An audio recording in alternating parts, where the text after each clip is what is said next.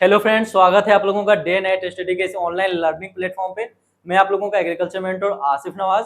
हम लोग BSc agriculture first semester में जो फंडामेंटल ऑफ एग्रोनॉमी होते हैं उनमें फर्स्ट यूनिट को हम लोग कंप्लीट कर चुके हैं।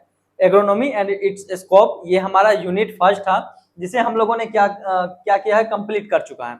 ओके, अब ये हम लोगों का यूनिट सेकेंड होगा जिसमें हम लोग पढ़ेंगे crop nutrition, manure and fertilizer, nutrients use efficiency. ये हमारा यूनिट नंबर सेकंड है। हम लोग इसमें इन सभी टॉपिकों को कवर करेंगे। अगर आप नए हो, हमारे इस वीडियो को फर्स्ट टाइम विजिट कर रहे हो, तो एक लेक्चर पढ़ाया गया है, आप यूनिट 1 में पढ़ाया गया है एग्रोनॉमी एंड इट्स स्कोप, उसे कंप्लीट एक लेक्चर में कंप्लीट कर दिया गया। ओके, तो अगर आप लोगों को ये वीडियो पसंद आए तो लाइक कीजिएगा और अपने फ्रेंड तक ज्यादा से ज्यादा शेयर कीजिएगा। अगर आप हमारे बैच में एनरोल होना चाहते हो तो आप देख सकते हैं कि किस तरह आप लोगों को फुल्ली बाइलिंगुअल पढ़ाया गया है। हिंदी और इंग्लिश फुल्ली बाइलिंगुअल आप लोगों को पढ़ाया गया है। तो आप अगर हमारे बैच से एनरोल होना चाहते हैं तो आपको क्या करना है, सिंपली डीएनएस एडुकेयर ऐप को प्ले स्टोर से डाउनलोड करना है। और किसी भी प्रकार की हेल्प चाहिए तो डिस्क्रिप्शन बॉक्स में हमारा हेल्पलाइन नंबर पड़ा हुआ है, आप वहां से विजिट करके कोई भी प्रकार की जानकारी आप ले सकते हो। चलिए इस लेक्चर को हम स्टार्ट करते हैं।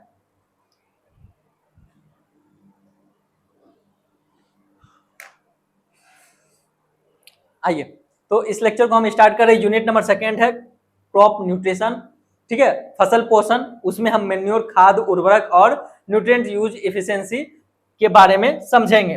तो ये हमारा यूनिट सेकेंड का लेक्चर नंबर फर्स्ट है। उसके बाद जो फर्दर अगर लेक्चर आएंगे, इसमें अगर कुछ रह जाएगा तो फिर नेक्स्ट लेक्चर करेंगे, लेक्चर नंबर 2 थर्ड जो हो जाए। चलिए लेक्चर फर्स्ट को कंप्लीट कर रहे हैं। तो इसमें क्या है, पहले हम जानेंगे न्यूट्रिएंट। न्यूट्रिएंट क्या है? पोषक तत्व। इसका हिंदी लिख लें आप लोग। न्यूट्रिएंट्स क्या है? पोषक तत्व।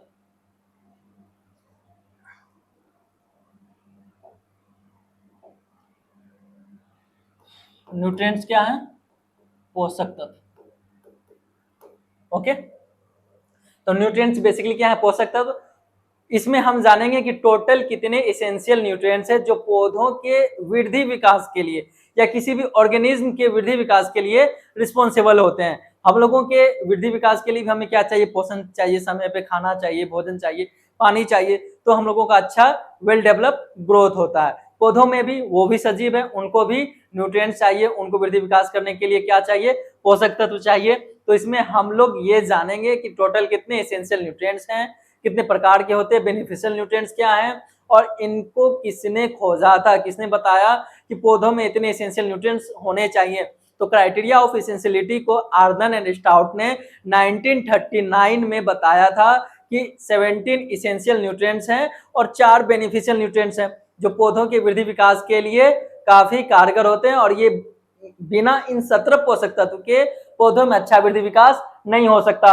अगर किसी पार्टिकुलर न्यूट्रिएंट्स की कमी हो रही है पौधों में, तो उनसे क्या उनमें कमी के लक्षण दिखेंगे, वो भी हम अध्ययन करेंगे इसमें। तो आइए जानते हैं क्या है। Nutrients is an element which an required for normal growth development and complete of life of an organism and whose deficiency produce specific symptoms. अगर उन स्पेसिफिक पोषक तत्व की कमी हो जाए तो उसमें क्या होगा? एक लक्षण दिखेगा, स्पेसिफिक लक्षण, जो पार्टिकुलर पोषक तत्व की कमी को दर्शाएगा। तो ये हम किस में जानेंगे? न्यूट्रिएंट्स में। न्यूट्रिएंट्स क्या है? पोषक तत्व। आइए हिंदी में देख लेते हैं। पोषक तत्व एक ऐसा तत्व है जो किसी जीव की समान वृद्धि, किसी भी जीव की समान वृद्धि, चाहे वो प्लांट हो, एनिमल हो, कोई भी हो, या कोई भी जीवाणु हो, ओके, विकास और जीवन को पूरा करने के लिए आवश्यक होता है, और जिसकी कमी से एक विशिष्ट लक्षण उत्पन्न हो। ओके, जैसे धान में, एक सिंपल सा एग्जांपल दे रहा हूं, धान में खेरा डिजीज क्यों होता है? धान में खेरा डिजीज जिंक की डिफिशियंसी होता है। और जिंक क्या है? एसेंशियल न्यूट्रिएंट्स है। समझ गए आप लोग कि अब इसमें क्या पढ़ना है? माइंड में बैठा लीजिए। यूनिट 2 का जो हमारा ये चैप्टर है, इसमें हमें क्या पढ़ना था? क्रॉप न्यूट्रिशन, फसल पोषण, फर्टिलाइजर पढ़ेंगे, मैन्योर पढ़ेंगे एंड न्यूट्रिएंट यूज एफिशिएंसी पढ़ेंगे।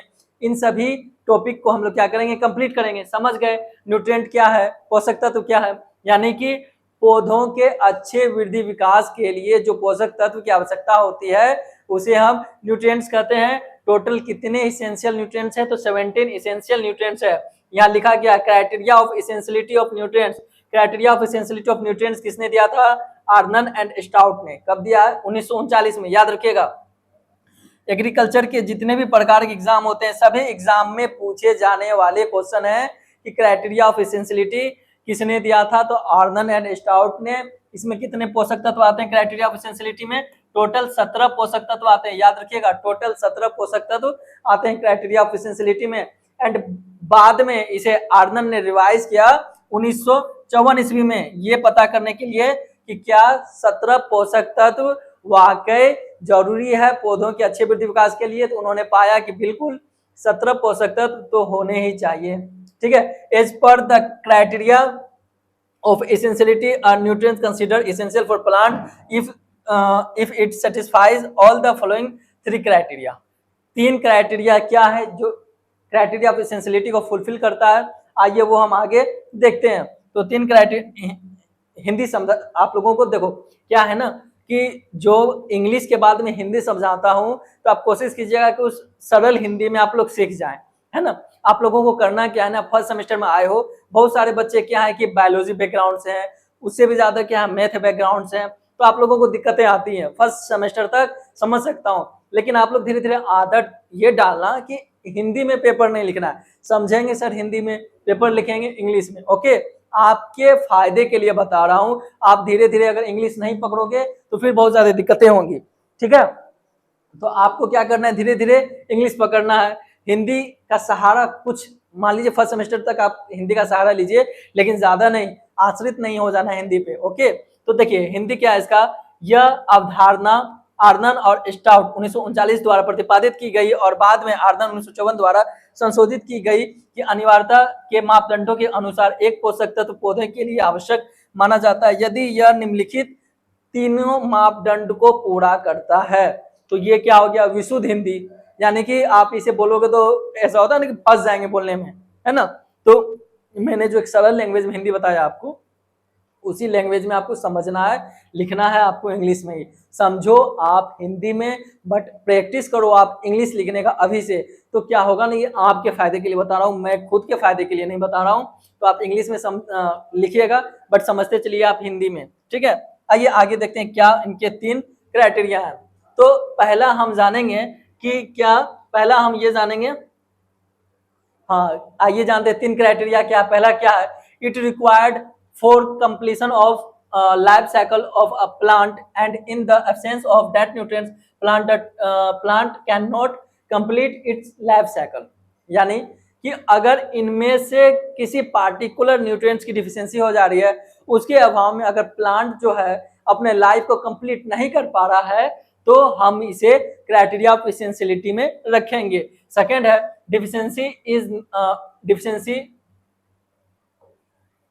deficiency nutrient specific, which mean deficiency of the element in question can be corrected या prevented only by supplying that the particular elements।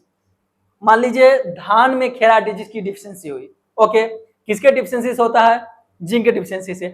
अगर हम धान में जिंक न डालकर, जिंक का कौन सा फॉर्म डालते हैं, जिंक सल्फेट डालते हैं, खेरा डिजीज को दूर करने के लिए हमने जिंक की सप्लाई नहीं की, हमने क्या कर दिया, फास्फोरस डाला।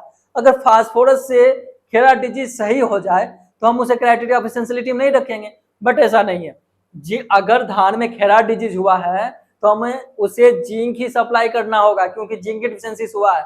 ये नहीं कि कोई दूसरा एलिमेंट सप्लाई करें और उससे वो ठीक हो जाए तो उसे हम क्राइटेरिया ऑफ एसेंशियलिटी में रखेंगे, जी बिल्कुल नहीं रखेंगे।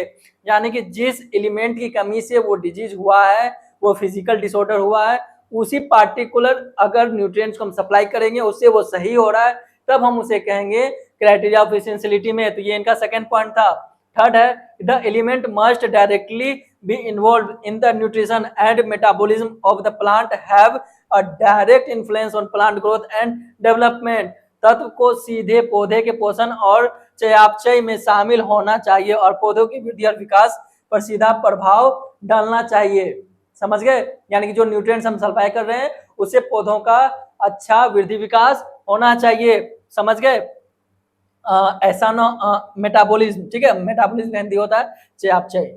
ओके, तो उनके वृद्धि विकास होने चाहिए। मान लिया जाए कि खेरा डिजीज हुआ तो उसमें जिंक तो सप्लाई कर दी, खेरा डिजीज दूर हो गया, बट उनका वृद्धि विकास भी तो होना चाहिए। ऐसा ना हो कि वृद्धि विकास हो ही नहीं रहा है, हम खा रहे हैं बहुत ज्यादा लेकिन आप मेरे बदन में नहीं लग रहा, तो वो खाना क्या खाना है ना। इसीलिए कहते हैं कि इन तीनों पॉइंट को नजर रखते हुए, इन तीनों पॉइंट को अगर फुलफिल करते हैं वो सारे न्यूट्रिएंट्स, तो किस में आएंगे, क्राइटेरिया ऑफ एसेंशियलिटी में आएंगे। समझ गए। आगे चलिए, अब हम जानेंगे उन तीनों पॉइंट को फुलफिल कर गए सारे 17 न्यूट्रिएंट्स। ओके, तो वो सारे के सारे 17 पोषक तत्व किस में आ गए, क्राइटेरिया ऑफ एसेंशियलिटी में आ गए।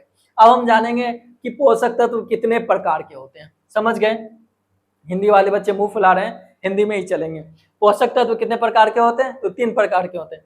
पहला क्या है, आवश्यक पोषक तत्व, दूसरा है लाभकारी पोषक तत्व। आवश्यक पोषक तत्व क्या हो रहा है, इसेंशियल न्यूट्रिएंट्स।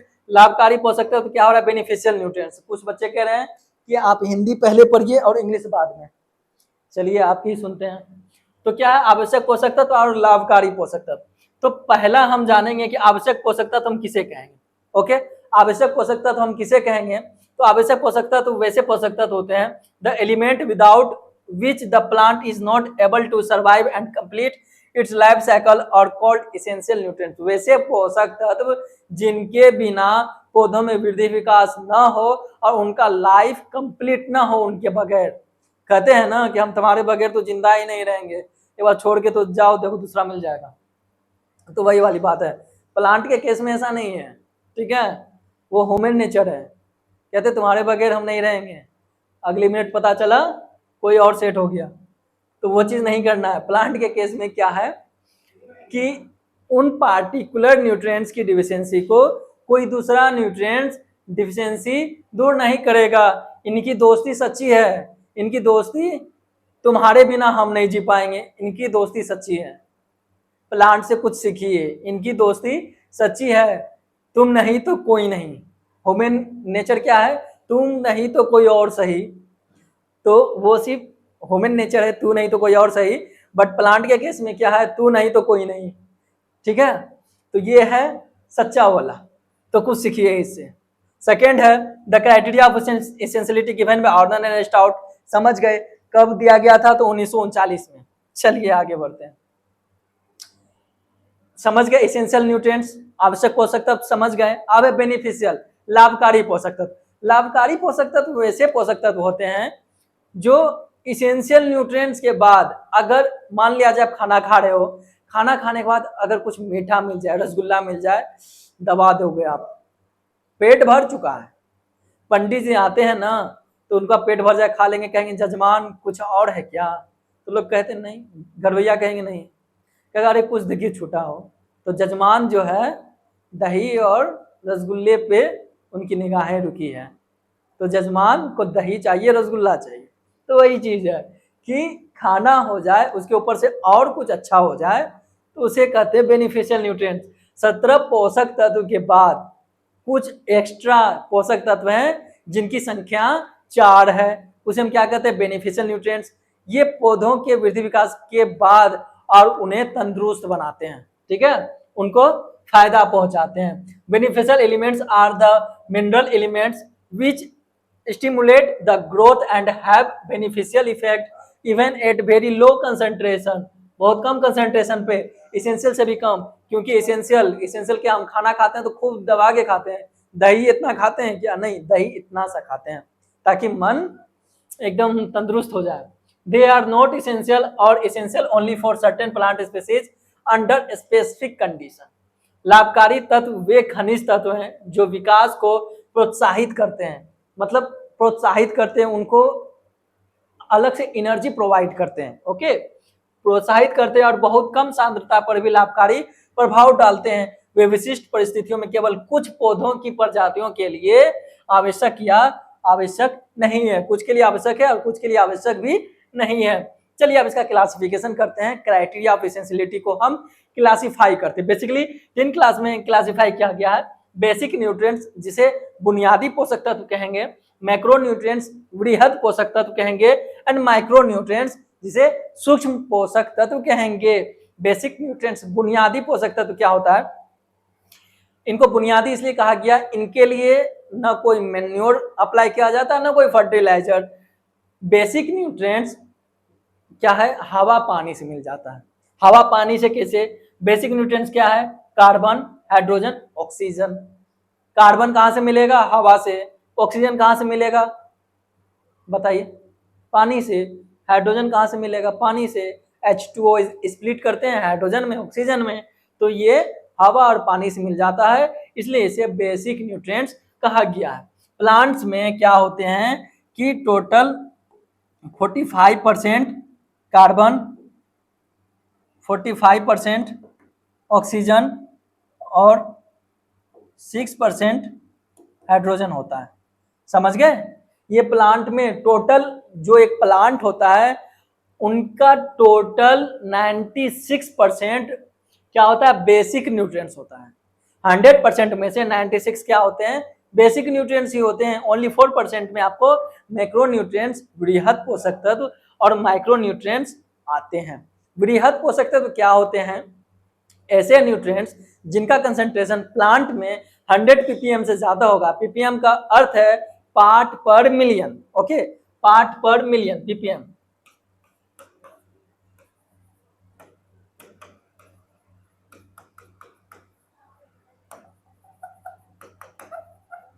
समझ गए, 10 to the power -6 होता है, पार्ट पर मिलियन।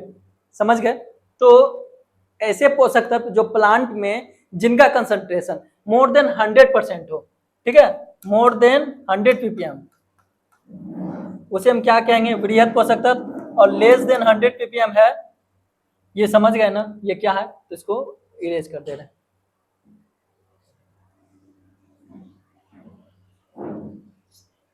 ठीक है, अगर लेस देन 100 ppm है तो उसे हम क्या कहेंगे, माइक्रो।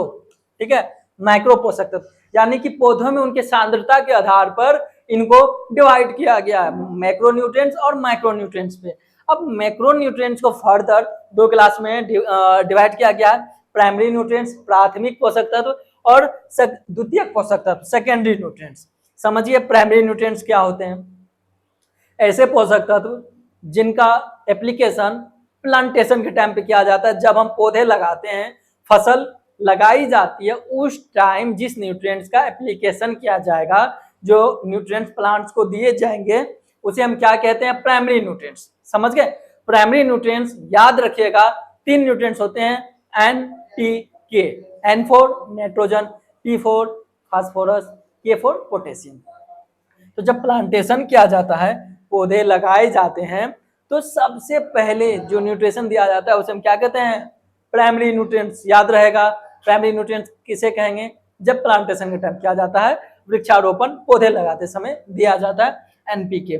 जब कोई बच्चा जन्म लेता है, शिशु जन्म लेता है, तो उन्हें माँ का जो कोलेस्ट्रम होता है ना, जिसे खीस कहते हैं, खीस वाला दूध, वो दिया जाता है। वो क्या होता है, उनमें इम्यूनिटी सिस्टम बहुत ज्यादा होता है, वो बच्चे के इम्यूनिटी सिस्टम को बूस्ट करता है, तो वो क्या हो गया, उनका प्राइमरी न्यूट्रिएंट्स हो गया। ठीक है, जैसे बच्चा जन्म लिया, बच्चा जब दूध पीना स्टार्ट करेगा, तो उनको माँ का कोलेस्ट्रम पिलाया जाता है, उनमें बहुत ज्यादा इम्यूनिटी पावर होता है, इम्यूनिटी सिस्टम को बूस्ट करता है। वो क्या हो गया, उनका प्राइमरी फीडिंग हो गया मिल्क का।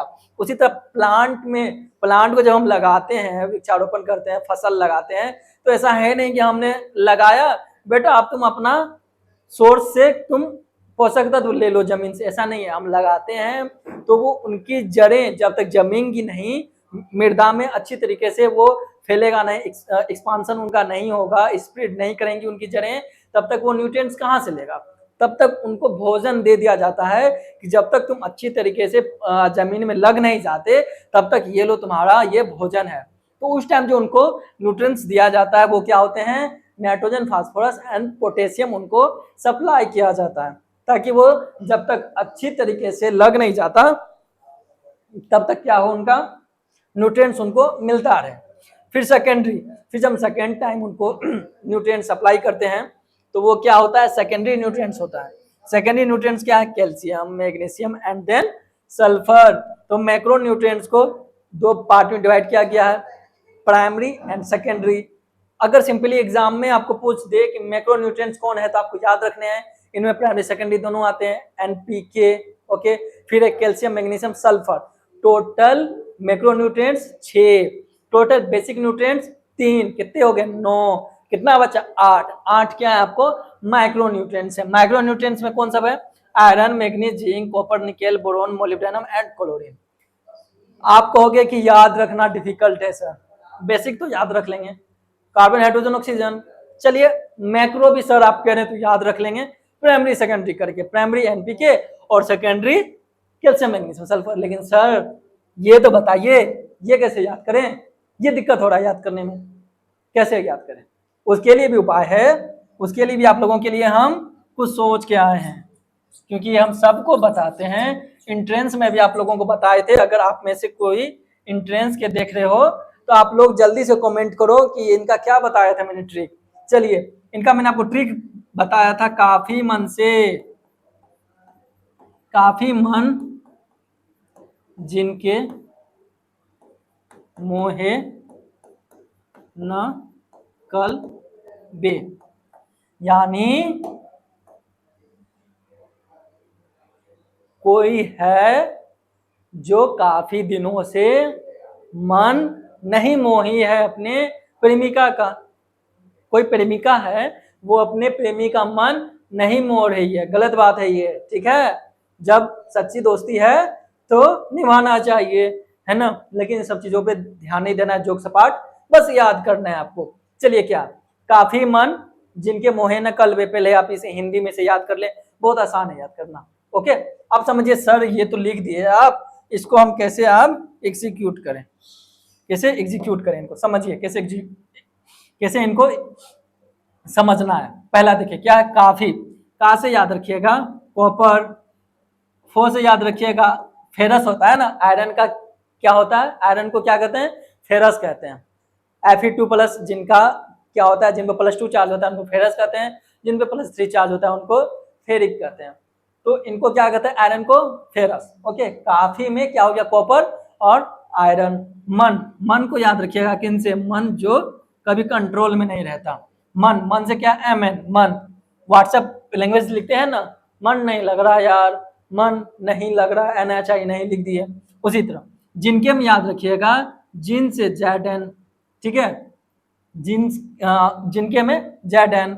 मोहे से याद रखिएगा मोलिब्डेनम, मोहे मोलिब्डेनम। ना से याद रखिएगा निकेल, कल से याद रखिएगा क्लोरीन, ब से याद रखिएगा बोरोन। अब बताइए ये आपके लिए कितना डिफिकल्ट है, डिफिकल्ट है नहीं है, क्योंकि आपको ये आप ट्रिक बता दिया गया है कैसे याद करना है, काफी मन जिनके मोहे न कल्बे। समझ गए आप, याद करना आसान है, जल्दी से बोलिए, मन में रिपीट कीजिए इसको। काफी से कॉपर आयरन, मन मैग्नीज, जिनके जिंक, न से निकेल, कल से क्लोरीन, ब से बोरोन। कितना आसान है इन 8 पोषक तत्व को याद करना, समझ गए। चलिए समझ गए हैं तो थंबनेल दीजिए और आगे बढ़ रहे हैं आप। चलिए आगे समझते हैं क्या है। आप समझेंगे जो बेसिक न्यूट्रिएंट्स है, कार्बन, हाइड्रोजन, ऑक्सीजन, बुनियादी पोषक तत्व क्या है। The element which from basic structure of an plant are called basic element. Carbon, hydrogen, oxygen are commonly known as basic nutrients because these elements constitute of 96% of the plant body। मैंने बताया था ये कितने percent होते हैं, total 96% होते हैं। कितने, टोटल कितने परसेंट होते हैं, 96% होते हैं। समझ गए, याद रखिएगा। बेसिक न्यूट्रिएंट्स इनको इसलिए कहा गया है, आप इनको बेसिक को आप आधार भी कहते हो, है ना। तो इनको बुनियादी पोषक तत्व इसलिए कहा गया है कि पौधे का 96% पार्ट क्या होता है, कार्बन, हाइड्रोजन, ऑक्सीजन ही होते हैं, इसलिए इनको बेसिक न्यूट्रिएंट्स कहा गया है। वे तत्व जो किसी पौधे की मूल संरचना बनाते हैं मूल तत्व कहलाते हैं। CH यहाँ पे क्या कर लीजिएगा, कार्बन, हाइड्रोजन और ऑक्सीजन। समझ गए, कार्बन, हाइड्रोजन, ऑक्सीजन को आमतौर पर मूल पोषक तत्वों के रूप में जाना जाता है, क्योंकि ये तत्व पौधे के शरीर का लगभग 96% भाग बनाते हैं। अब समझेंगे बेसिक न्यूट्रिएंट्स, समझ गए कौन कौन से हैं, कार्बन, हाइड्रोजन, ऑक्सीजन। याद कर लीजिएगा क्यों कहते हैं, क्योंकि ये पौधे के बॉडी का 96% के बेसिक न्यूट्रिएंट्स ही होते हैं। अब है मैक्रो न्यूट्रिएंट्स, वृहद पोषक तत्व। इनको वृहद पोषक तत्व क्यों कहा गया है, मैंने बता दिया सिंपल। पौधों में जिनका कंसंट्रेशन मोर देन 100 ppm होगा उसे बेसिक तत्व कहते हैं। तो आपके सेमेस्टर में आते हैं 1 नंबर वाले क्वेश्चन में, तो those element whose concentration in plant is more than 100 ppm। समझ गए? आपको पता है एक चीज, अगर आप एक कंसेप्ट समझे रहोगे, एक छोटा सा कंसेप्ट होता है, कितना भी बड़ा आपके एग्जाम का क्वेश्चन हो, कितना भी लेंदी हो, उनमें 2-3 पॉइंट बस जो होते हैं वो इंपॉर्टेंट होते हैं, जिनके अराउंड सारे आंसर क्या होते हैं वो लिखे जाते हैं। जैसे मैक्रोन्यूट्रिएंट्स क्या है, मैंने आपको बता दिया कि जिनमें पौधों में जिनका कंसंट्रेशन 100 ppm से ज्यादा होगा उन्हें हम मैक्रोन्यूट्रिएंट्स कहेंगे। अब मुझे क्या जरूरत है इतने इंग्लिश पढ़ने की, आप बना के लिख लो ना, बना के आप आसानी से लिख लोगे। हिंदी में सोचो मन में कि वैसे पोषक तत्व जिनका कंसंट्रेशन प्लांट में 100 ppm से ज्यादा होगा उसे हम क्या कहेंगे, वृहद पोषक तत्व कहेंगे। तो those element whose concentration in plant more than 100 ppm or that of iron are known as macronutrients। एक एग्जांपल वहां पे वो दे दिया, ठीक है। These element need to be supplied in large quantities for proper growth and development in plants, ठीक है।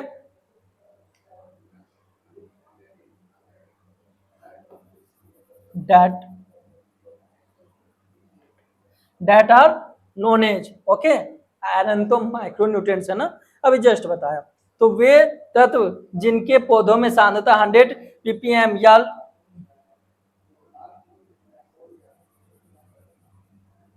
100 ppm से अधिक होती है, मैक्रो पोषक तत्व कहलाते हैं। पौधों की उचित वृद्धि और विकास के लिए इन तत्वों की बड़ी मात्रा में आपूर्ति की जानी चाहिए। समझ गए? चलिए आगे बढ़े। आगे समझिए माइक्रोन्यूट्रिएंट्स क्या है। माइक्रो क्या है? सूक्ष्म पोषक तत्व। सूक्ष्म पोषक तत्व क्या कहेंगे? जिनका कंसंट्रेशन प्लांट में क्या हो, लेस देन 100 ppm। वैसे पोषक तत्व जिनका कंसंट्रेशन प्लांट में 100 ppm से कम हो उन्हें हम माइक्रोन्यूट्रिएंट्स कहते हैं। Micronutrients are those nutrients whose concentration in plant is less than 100 ppm। समझ गए? बेसिक न्यूट्रिएंट्स समझ गए आप लोग, मैक्रोन्यूट्रिएंट्स समझ गए, माइक्रो समझ गए। अब चलिए प्राइमरी न्यूट्रिएंट्स, ये किनका क्लासिफिकेशन है? मैक्रोन्यूट्रिएंट्स का। Primary nutrients are those nutrients which are required relatively in large quantity by the plant for their growth and development and supply primarily। ये क्या है? सप्लाई। कब सप्लाई करते हैं? Primarily from the external source like fertilizer and manure. सबसे पहले पौधों को फर्टिलाइजर या मेन्योर की हेल्प से जो उनको न्यूट्रिएंट सप्लाई किया जाता है उन्हें हम क्या कहते हैं? प्राइमरी न्यूट्रिएंट्स कहते हैं। प्राथमिक पोषक तत्व वैसे पोषक तत्व हैं जिनकी पौधों को वृद्धि और विकास के लिए अपेक्षाकृत बड़ी मात्रा में आवश्यकता होती है और इनकी आपूर्ति मुख्य रूप से उर्वरक और खाद जैसी बाहरी एक्सटर्नल फैक्टर, बाहरी स्रोत से दिए जाते हैं। हो गया प्राइमरी। अब सेकेंडरी न्यूट्रिएंट्स क्या है? प्राइमरी न्यूट्रिएंट्स के बाद अप्लाई किए जाते हैं। ओके, आप यहाँ पे इनका एग्जांपल भी लिख लेना, ठीक है, तो ये ज्यादा बेस्ट होगा। समझ गए आप कि ये क्या है? तो जब आप ये लिखोगे नोटबुक में तो यहाँ पे एग्जाम्पल करके लिख लेना NPK, तो ये ज्यादा आपके आंसर को सही करेगा। ओके, फिर जब सेकेंडरी लिखना तो यहाँ पे एग्जाम्पल करके लिख लेना कैल्शियम, मैग्नीशियम, देन सल्फर, ठीक है। ओके, तो देखो those nutrients which are required by plant in moderate amount and are supplied along with the primary fertilizer or manure or known as secondary। समझ गए? वे पोषक तत्व जिनकी पौधों को माध्यम, ठीक है, मध्यम मात्रा में आवश्यकता होती है और प्राथमिक उर्वरक या खाद के साथ आपूर्ति की जाती है उसे द्वितीयक पोषक तत्व कहते हैं। प्राथमिक उर्वरक या खाद के बाद, ठीक है, प्राथमिक उर्वरक या खाद के बाद आपूर्ति की जाती है उसे हम क्या कहेंगे? सेकेंडरी न्यूट्रिएंट्स कहेंगे। क्या है? Calcium, magnesium, then sulphur. याद रखिएगा। चलिए एक बार पढ़ लीजिए तो फटाक से। चलिए आगे बढ़ जाए। समझ गए? ओके, आप समझिए ये क्या है। Mobility is directly proportional to availability of nutrients and loss of nutrients from soil. अगर न्यूट्रिएंट्स का लॉस हो रहा है सॉइल में तो इनका सीधा सा मतलब है कि न्यूट्रिएंट्स अवेलेबल था। न्यूट्रिएंट्स अवेलेबल है तो मतलब किस कंडीशन में? मोबाइल कंडीशन में। जो न्यूट्रिएंट्स मोबाइल होते हैं, ठीक है, चलायमान उनका हिंदी होता है। न्यूट्रिएंट्स अगर मोबाइल है और सॉइल में अवेलेबल है तो उनका क्या होगा? न्यूट्रिएंट्स का सॉइल में लॉस होगा। लॉस कैसे होगा? प्लांट उसे अपटेक करेंगे, तो इससे क्या होगा, अब थाली में भोजन पड़ा है तो हम क्या करेंगे, उसे खाएंगे तो थाली में कम होगा ना। तो वही चीज है, अगर सॉइल में न्यूट्रिएंट्स है और वो मोबाइल कंडीशन में है, प्लांट उसे अपटेक कर रहा है, तो उनका क्या होगा, न्यूट्रिएंट लॉस होगा। ये एक्स्ट्रा पॉइंट है समझने के लिए, बाकी ये आप समझ जाना। ओके, अब समझिए लीचिंग क्या, हिंदी निक्षालन होता है। न्यूट्रिएंट्स जो प्लांट के रूट में के पास अवेलेबल होते हैं, आगे पढ़ेंगे हम अवेलेबल न्यूट्रिएंट्स। तो available nutrients are those nutrients which are available in plant roots. Okay, वैसे पोषक तत्व जो प्लांट के रूट के पास अवेलेबल होते हैं उसे अवेलेबल न्यूट्रिएंट्स कहते हैं। अब लीचिंग उन्हीं से रिलेट करता है। Washing out of nutrients away from the root zone, जो रूट जोन के पास, पौधों के जड़ के पास जो न्यूट्रिएंट्स है उनका वहां से निक्षालन हो जाना। पौधे उसे अपटेक नहीं कर पाए, वो वहां से अपटेक तब करते हैं ना जब वहां वो प्रेजेंट रहते हैं, उससे पहले वो वहां से निक्षालित हो गया, वहां से वो हट गया, वो उनका क्या हो गया, इरिगेशन वाटर के साथ वो जहाँ पे वो प्लांट रूट्स के पास जो वो अवेलेबल थे उनका डाउनवर्ड मूवमेंट लीचिंग हो गया, डाउनवर्ड मूवमेंट इरिगेशन वाटर के साथ, तो उसे हम क्या कहेंगे, निक्षालन कहेंगे। तो पोषक तत्वों का जड़ क्षेत्र से दूर चले जाना उसे हम क्या कहते हैं, निक्षालन कहते हैं। तो इनका एक एग्जाम्पल ये दिया गया है, ये क्या है, nitrate, nitrate fertilizer. Maximum plant क्या है, उनको फर्टिलाइजर नाइट्रेट के फॉर्म में दिया जाता है, वो नाइट्रेट के फॉर्म में नाइट्रोजन फर्टिलाइजर को अपटेक करते हैं। बट कुछ प्लांट है जैसे राइस, टी बोले तो चाय, और शुगर केन में नाइट्रोजन अमोनिकल फॉर्म में दिया जाता है, NH4+। ये क्या है, NH4+ में अमोनिकल फॉर्म में। ओके, तो क्या होता है, वोलेटाइजेशन समझिए, वाष्पीकरण। अमोनिकल फर्टिलाइजर का जो ये नाइट्रेट फर्टिलाइजर है, इनका क्या हो जाता है, लीचिंग होता है। जब लीचिंग होता है तो जो माइक्रो ऑर्गेनिज्म है इनको ये कन्वर्ट कर देते हैं अमोनिकल फर्टिलाइजर में, और ये फिर अमोनिकल फर्टिलाइजर क्या है कि वाष्प बन के एनवायरनमेंट में चले जाते हैं। ओके, तो इसी को हम कहते हैं वोलेटाइलाइजेशन। तो समझ गए कि वोलेटाइलाइजेशन क्या है, वेपर के फॉर्म में न्यूट्रिएंट्स का लॉस होना, losing of nutrients through vaporize form, this is called volatilization. समझ गए। अब आगे है फंक्शनल न्यूट्रिएंट्स। फंक्शनल क्या है, फंक्शनल न्यूट्रिएंट्स कितने मैंने बताया था कि 4, टोटल 4 फंक्शनल न्यूट्रिएंट्स होते हैं, जिसे डीजे निकोलस, यहाँ क्या लिखा हुआ है, निकोलस, इनका आधा नाम है, इनका पूरा नाम है डीजे निकोलस, डीजे वाले बाबू। डीजे निकोलस 1961 में बताया था कि प्लांट्स के लिए 4 फंक्शनल, या इन्हीं को कहेंगे बेनिफिशियल न्यूट्रिएंट्स। ओके, 4 फंक्शनल या बेनिफिशियल न्यूट्रिएंट्स इन्हीं का नाम है, होते हैं। Term functional element was given by Nicholas in 1961। याद रखिएगा, बेनिफिशियल न्यूट्रिएंट्स या फंक्शनल न्यूट्रिएंट्स किन्होंने दिया है, तो डीजे निकोलस, या बस निकोलस याद रखिए, 1961 में इन्होंने दिया था। It is defined as an element that play a role in plant metabolism. कार्यात्मक तत्व शब्द 1961 में निकोलस द्वारा दिया गया था। इसे एक ऐसे तत्व के रूप में परिभाषित किया गया है जो पौधों के चयापचय में भूमिका निभाती है। ओके, चलिए आगे बढ़ते हैं। अभी जस्ट पहले हम लोगों ने डिस्कस किया था available nutrients, those nutrients which available in plant roots, that nutrients are called available nutrients. Available nutrients are those nutrients which are present in soil system in amount and form which it is easy available to the plant root. वैसे nutrients जो पौधों के जड़ के पास उपलब्ध हो और आसानी से पौधों को मिल जाए उसे हम available nutrients कहेंगे। अब मोबाइल न्यूट्रिएंट्स क्या होते हैं, मोबाइल का होता है चलायमान, लिख लीजिएगा हिंदी, चलायमान पोषक तत्व। ठीक है,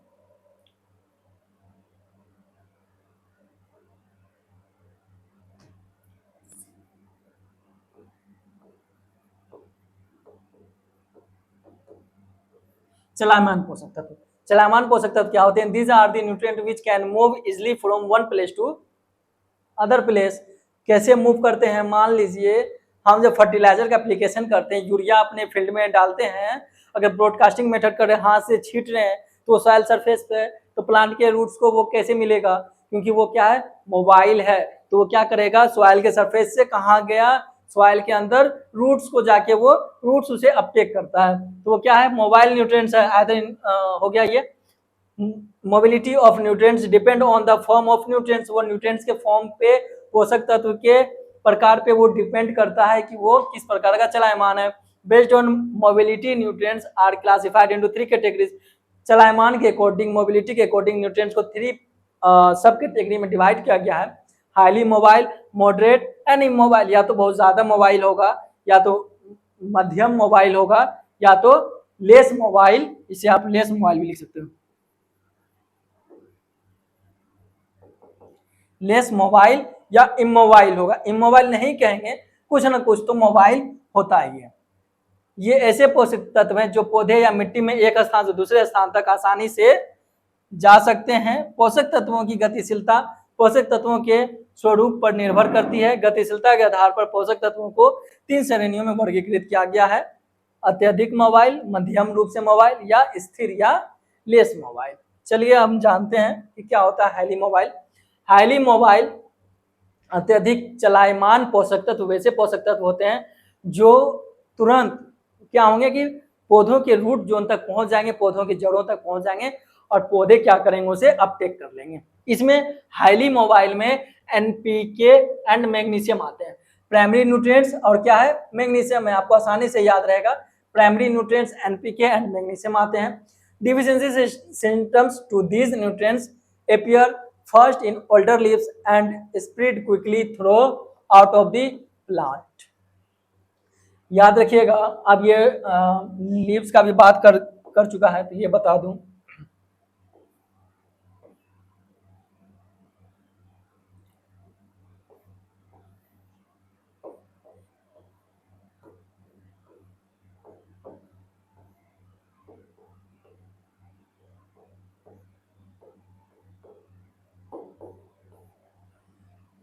समझिए ये क्या है, ओल्डर लिव्स।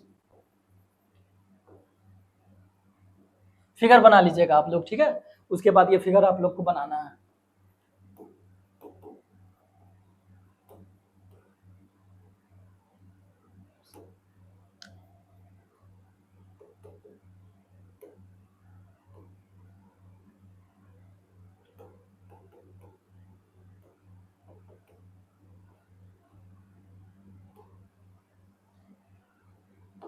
समझिए, अरे प्लांट तो बना दिए सर, रूट्स कहाँ है, रूट्स भी आ गया।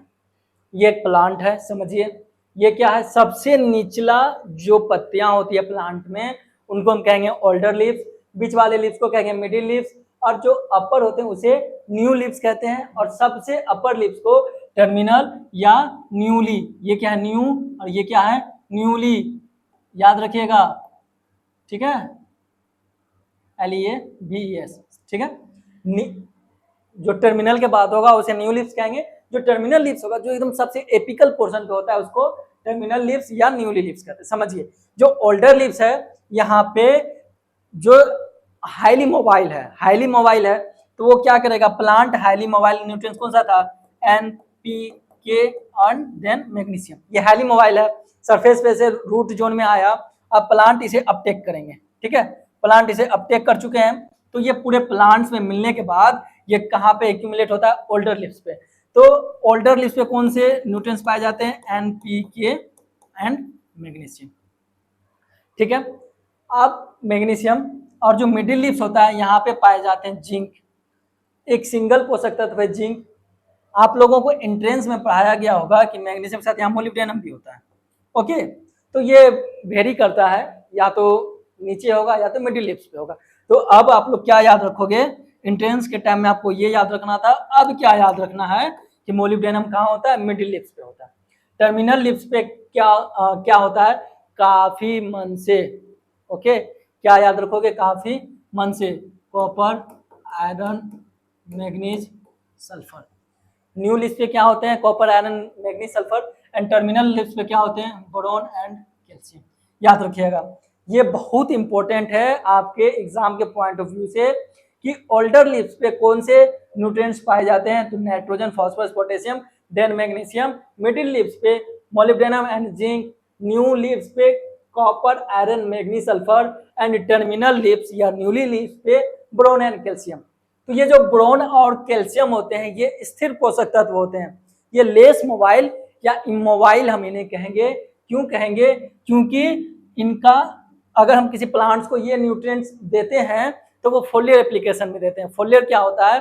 प्लांट्स में हम ऊपर से स्प्रे करके ये न्यूट्रिएंट्स पौधों को सप्लाई करते हैं। अगर ये बोरोन कैल्शियम हम यहाँ रूट्स में देंगे तो ये क्या स्थिर है, ये यहाँ से यहाँ नहीं आएगा, समझ गए?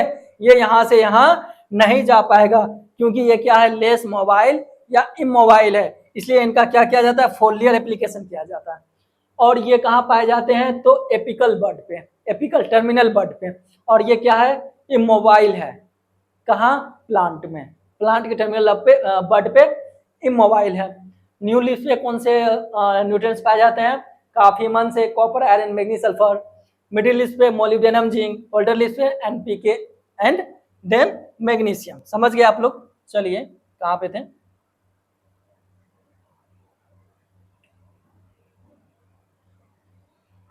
हाँ, तो हम लोग यहाँ पे थे, अवेलेबल न्यूट्रिएंट्स। अवेलेबल न्यूट्रिएंट्स समझ गए थे, वैसे न्यूट्रिएंट जो प्लांट रूट्स के पास अवेलेबल हो, उनको आसानी से वो मिल जाए।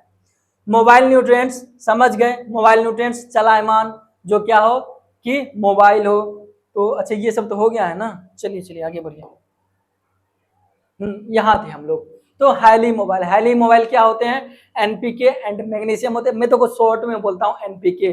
तो एनपीके क्या है? Nitrogen, phosphorus, potassium and magnesium. ठीक है, आप तो अब इतनी जूनियर क्लास में हो नहीं कि आपको समझाया जाए कि ये नाइट्रोजन है, ये फास्फोरस है, ये पोटेशियम है, ये मैग्नीशियम है। थोड़ी सी आवाज़ बैठ रही है, मैनेज कीजिएगा। 2-3 क्लास हो गया है ना, तो थोड़ी सी आवाज़ बैठ गई है। ओके, एनर्जी कम लग रहा हो तो बताइएगा। तो ऐसे न्यूट्रिएंट्स कहाँ पाए जाते हैं? Spread quickly through the out of the plant. ठीक है, फर्स्ट ये कहाँ होंगे? फर्स्ट ऑर्डर लिस्ट पे। अगर पौधों में इन न्यूट्रिएंट्स की डिफिशियंसी होगी तो वो कहाँ दिखाई देगा? तो ओल्डर लिव्स पे फर्स्ट अपीयर।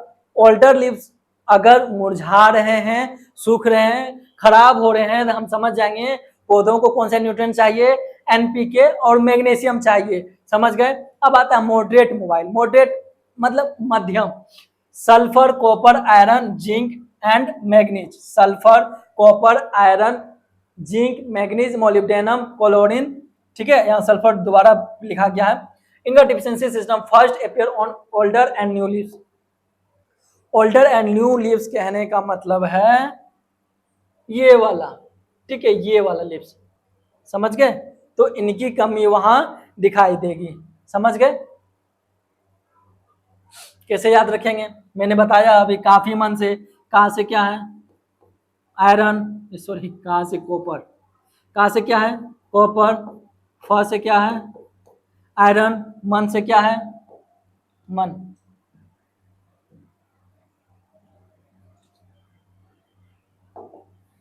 मन से क्या है? मैग्नीज। स से क्या है? सल्फर। ओके, और यहाँ पे क्या है? Molybdenum, chlorine. आपको अलग से, यानी कि आप ये नहीं भी याद रखोगे ना, क्योंकि ये मोलिब्डेनम कहाँ पे पाए जाते हैं?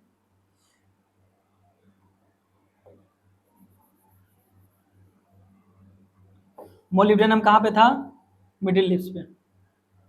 ठीक है, सल्फर वहां हो गया। ठीक है,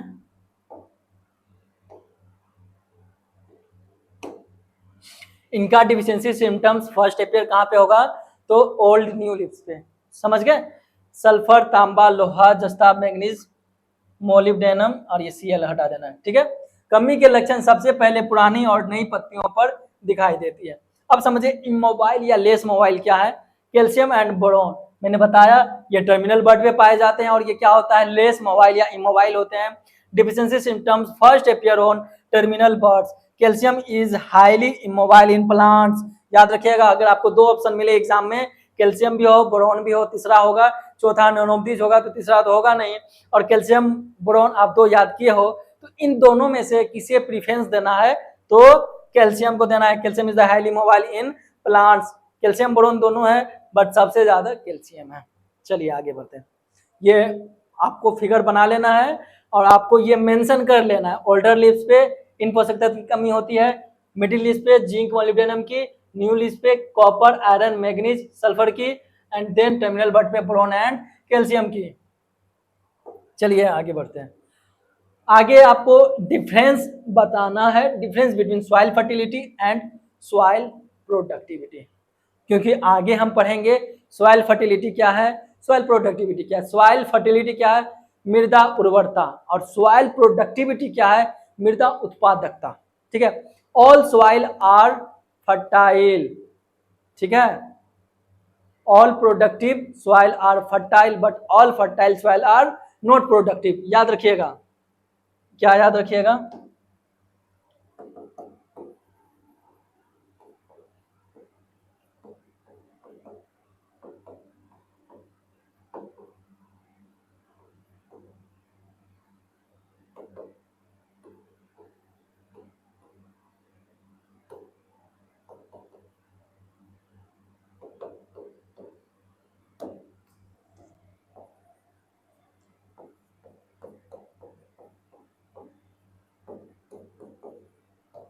यानी जितने भी उर्वर सॉइल हैं वो जितने भी उत्पाद यानी कि जितने भी उत्पादकता वाले सॉइल हैं जिनमें अच्छा उत्पादन होता है वो सभी के सभी क्या होंगे, उर्वर होंगे। लेकिन ये जरूरी नहीं है कि जितने उर्वर सॉइल है वो अच्छा उत्पादक देने वाला भी सॉइल हो। वही लिखा गया है, all productive soil are fertile but all fertile soil are not productive. समझ गए कि जितने उत्पादकता वाली मृदा है वो सभी उर्वर तो होंगी, लेकिन सभी उर्वर सॉइल एक अच्छा उत्पादक वाला सॉइल नहीं होगा।